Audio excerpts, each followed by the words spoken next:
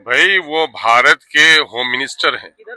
भारत के कोने कोने में जाने का उनका अधिकार है और अंदरूनी सिक्योरिटी का उनकी जिम्मेदारी है। उनको आना चाहिए और उनको देखना चाहिए। और जाहिर है कि सीमांचल बांग्लादेश और नेपाल के बॉर्डर पर है। विदेशी दुश्मनों से भी होशियार रहना जरूरी है। लेकिन मेरी विनती होगी गृह मंत्री से, क्या आप आए हैं तो आप सामरिक दृष्टिकोण से, आंतरिक सुरक्षा के दृष्टिकोण से विश्लेषण जरूर कीजिए। लेकिन जिस सीमांचल में आप आए हैं, ये सीमांचल का वो इलाका है कि अगर हमारे पूर्वज करवट बदले तो बांग्लादेश चले जाते, लेकिन हमारे पूर्वजों ने कुर्बानी दी है और भारत को अपना देश समझा है। और हम सरहद के हम पासबान हैं।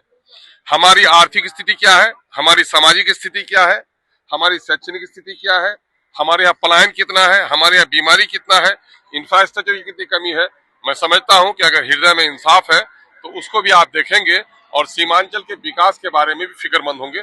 ये हम लोगों की उम्मीद है। लेकिन भाई वीरेंद्र तो कह रहे हैं कि हिंसा भड़काने के लिए आ रहे हैं, आग लगाने, सौहार्द बिगाड़ने के लिए आ रहे हैं। सवाल ये पैदा होता है कि बीजेपी के लोगों का कल्चर रहा है, अब वो आ गए हैं तो हम अंदेशों पर नहीं जीते हैं। अगर वो भड़काएंगे तो देखेंगे हम लोग तो आग बुझाने वाले लोग हैं। राज्यसभा की सीट के लिए किसका समर्थन रहेगा? महागठबंधन का, एनडीए कह रहा है कि कई विधायक हमारे संपर्क में भी है।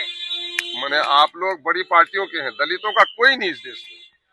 मैंने हम लोग कमजोर पार्टी हैं तो हम लोग वोट देंगे सिर्फ। हम लोगों ने शुरू दिन में कह दिया है कि हम सीमांचल के इलाके से आते हैं, माइनॉरिटी के दरमियान में से आते हैं। बड़ी पार्टी आप हैं, आपका प्रतिनिधित्व राज्यसभा में है, हमारा कोई नहीं है। बैरिस्टर जनाब असदुद्दीन ओवैसी साहब जब बोलते हैं पार्लियामेंट में तो 56 इंच वाले सीने को पसीना आ जाता है। तो राज्यसभा में भी हमारा एक आदमी जाए जो सही तौर पर दलितों का, पिछड़ों का, माइनॉरिटी का वहां सही तौर पर प्रतिनिधित्व करे। इसके लिए हमने कहा है कि अगर आप सेकुलरिज्म के प्रहरी हैं, अगर फिरका परस्तों को आप रोकना चाहते हैं तो मुझसे ज्यादा सांप्रदायिक शक्तियों से आप नहीं लड़ते हैं, इसलिए हमें अब की बार वोट दीजिए। हमने तो ये विनती पहले कर दी है लोगों से। मैं ये कहूंगा वो तमाम तर लोग जो लोग चाहते हैं कि फिरका परस्ती को रोकें, उनको मेरा साथ देना चाहिए। जो लोग सांप्रदायिक नहीं है, जो लोग सेकुलर हैं, मैं समझता हूँ मेरा साथ देंगे वो। कांग्रेस को समर्थन करना चाहिए। अरे भाई, तो वो आप भी किसी का नाम बोल दीजिएगा तो थोड़े मना किया जा सकता है। लेकिन कौन आदमी उसके लिए एम्पावर है पार्टी का, वो न तय करेगा। तेजस्वी यादव कह रहे हैं कि बिहार का खजाना खाली हो गया। बिहार का खजाना ही खाली हो गया है, बिहार दिवालिया हो गया है। इन लोगों ने अभी सुप्रीम कोर्ट ने भी वर्डिक्ट दी है कि रेवड़ी न बांटा करें। ये टोटली ब्राइब है। ड्यूरिंग इलेक्शन कैंपेन समझिए, इन लोगों ने ड्यूरिंग इलेक्शन कैंपेन इन लोगों ने 1,54,00,000 लोगों को पैसे दिए हैं, 10-10 हजार। ये ब्राइब है।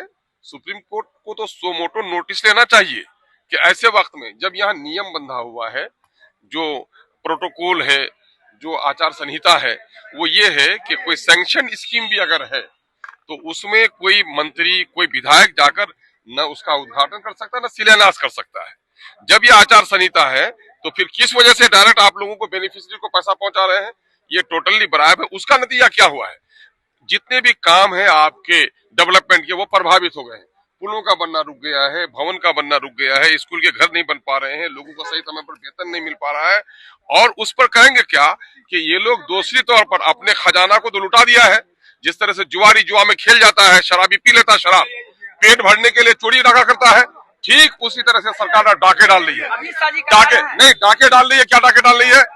मोटरसाइकिल को चेक कर रही है, गाड़ी को चेक कर रही है, और क्या कर रही है कि हमारा इलाका सीमांचल पिछड़ा है। हर साल बाढ़ में खेत कटती है, घर कटता है, और लोग घर में निर्माण के काम के लिए 2-4 ट्रॉली अगर मिट्टी भरते हैं, उसको 1-1 लाख रुपए जुर्माना कर रहा है। पुलिस अलग उगाही कर रही है। ये सरकार जनता को लूट रही है।